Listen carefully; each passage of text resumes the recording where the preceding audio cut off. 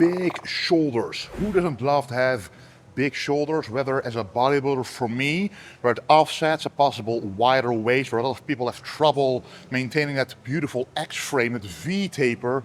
You need wide delts to offset anything else. Your physique will always look better. Or when you're just walking around in a t-shirt, you'll always look a lot better with wide and big shoulders. And today I'm going to show you exactly the workout I would do to create the 3D effect boulder shoulder delts. Let's go.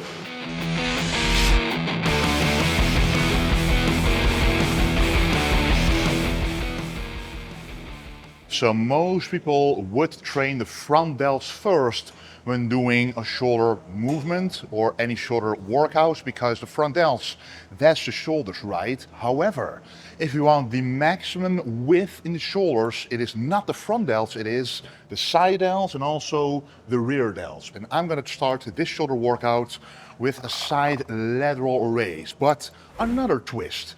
Not just a side lateral raise with the dumbbells, because as we all know from science and from experience, most growth occurs at the bottom of the rep.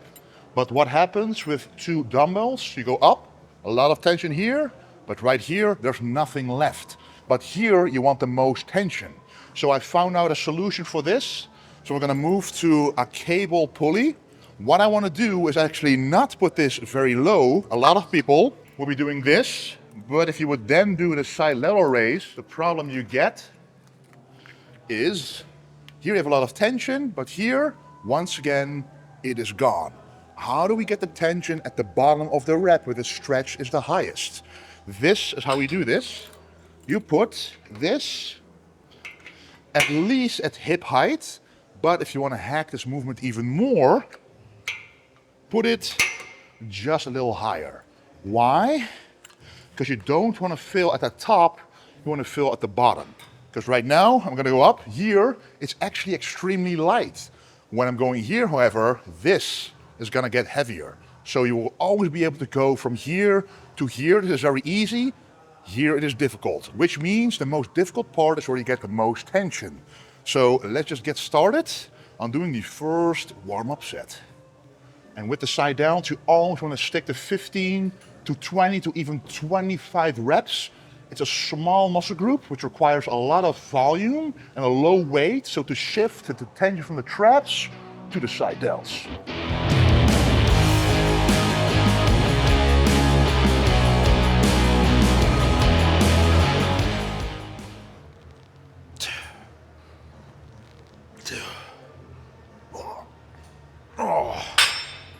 So as you can see, the pump is getting quite there. Why? Because it's high volume. This targets the side delts perfectly, and at least 3 to 4 sets. Now, I would do 4 sets of this if this is going to be the only side delt movement, but I would do 3 sets if you're going to combine this with another side delt movement, which we're going to do right now. Some of you guys know exactly what this will be. It is going to be the side lateral raise with a dumbbell on an incline. This is a true old school movement, which kinda still replenishes your thirst for dumbbells and free weights, and still have the effect of a machine, because the tension will still be at the stretch part. Let me show you exactly why that is. By actually laying down on our side on an incline just like this, pretty much like 45 degrees or a little bit lower, what you prefer. Lay down like this, put your front leg all the way to the back and your other leg right this, so you have the maximum range of motion, because right here in the stretch position, you can see in the delts already the striations, the tension. That is what you want. Then we go all the way up, and here, there's nothing anymore. So what you want to do, go all the way down, the tension is here, up until about this point, because above this, the tension will get less. You want to stay at the maximum time on the tension zone, which is about this. And trust me, this is quite heavy already. So the benefit is you can only do not even half the weight of your normal side lateral raise and get the same, if not better, effects.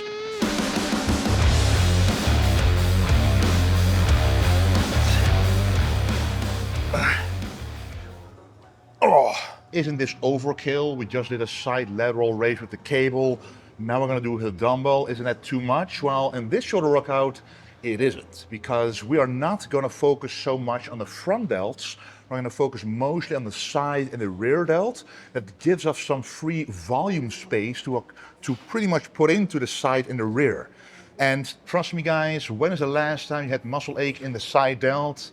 I'll wait, because you haven't. It's going to be very difficult to over-stress this muscle. It can take a lot of volume, which means we can use that volume to make it grow. So this combination is perfect to really fill up those side delts. The next one is going to be for the rear delts, the posterior delts. So that means when you're doing a side chest, you want the front, the side and the rear to be in balance, to create those bolder pumpkin delts. So this movement is one of my favorite ones to do. Very easy. It's kind of like a reverse pec deck. So I call this reverse flies. And make sure that your arm is pretty much straight, not too far down, not too far up. And then all you have to do is think about only contracting the rear delts and not like this, the traps, because otherwise you will cheat the movement. And just like the side delts, high volume to make sure the rear delts are being targeted and not the traps.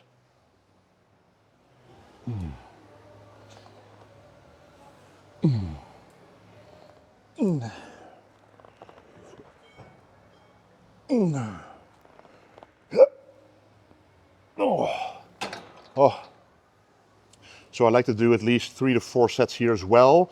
And one benefit of this is when you have front delt pain, when you're doing a dumbbell press or a bench press, for example, apart from not doing those movements incorrectly, you can also train the rear delts more often to kind of balance out the pulling on the joint. So you don't want the front delt to pull more on the joint than the rear delt. If it does, you will get a hunched over, pretty much posture. You want to be like this. And to be like this, you need to have strong rear delts. So one important tip I have for you guys on the reverse pec deck is every single grip on every single machine could be different. But one thing that should always be the same, consistent, whichever you do, is your hands should be as close together as possible, because then you will have the most range of motion in the stretch, and more stretch is more growth. You grab it on the inside, your hands are close together, and then you have a much better stretch, much longer tension on the rear delt, which just makes it much easier to make it nice and big. Now, after doing the reverse flies, there's an isolation for the rear delts, as I mentioned, but you can also do a slightly heavier motion for this. As you already isolate the rear delts, now they will be the first thing that will fill anyway. So it's going to be kind of a row with a chest support, but with our favorite, the free weights. So what you want to do is have an incline bench at a height that when you lay down, face down, the dumbbells that you're going to grab won't hit the floor. So if it's going to be too high, you can't reach them. If it's going to be too low, you're going to hit the floor. So here I have 2 dumbbells. And what you want to do is go straight up. You really contract the rear delts here, just like that. And really focus on the contraction. And that way, as you pre-exhausted them, they will be the first thing to fill on this movement.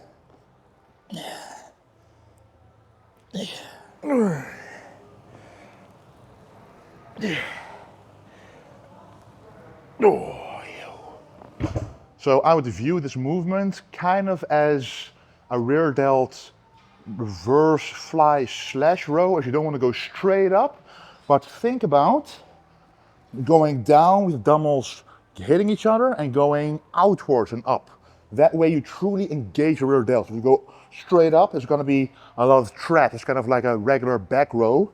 But if you go here, dumbbells all together, go outwards and upwards, you will hit the rear delts very well. So as I mentioned on a few exercises already, we're not going to focus really on the front delts. Whenever we train the chest, you can see the front delts are pretty trained already. Have you ever had chest muscle ache without the front delts feeling anything? Almost never. The front delts are always involved, which is why doing a shoulder press, a military press, is not your first course of action unless the front delts are clearly behind the side and the rear. If they're not behind, I would simply do it at the very end, or even do something different like what I'm about to show you right now. So this is kind of like the true old school front raise, just like this. What you want to do is go all the way up until about you see the dumbbell in front of your eye and then go back down. Because here, there's no tension anymore. I know this is Arnold's form, just like this. And that's not the way you should do it, unfortunately, for Arnold. He didn't have the greatest delts, but, you know, the chest is way better, though, I understand. But if you go all the way here, you keep the tension. And if you keep motion, the tension is going to create also at the bottom of the movement. You can also do it with one arm like this at a time to keep constant tension on the delts as well. So it's kind of up to you, but I would still stick to around 15 to 20 reps here for the front delt to kind of isolate it from the rest. And if you want, you can still do a shoulder press or a military press with a barbell if you want, but in my opinion, if your front delts are not behind and you want to create bigger shoulders, it's not going to be really necessary.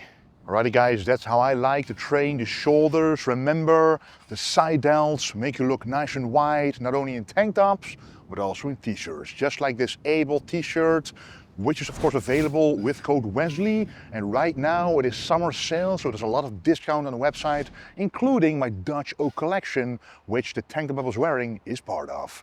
Thank you very much for the incredible support, guys. And of course, if you like this video, let me know down below and which other body parts you might want to see that you want to grow. Anyway, thank you for watching and don't forget to stay golden.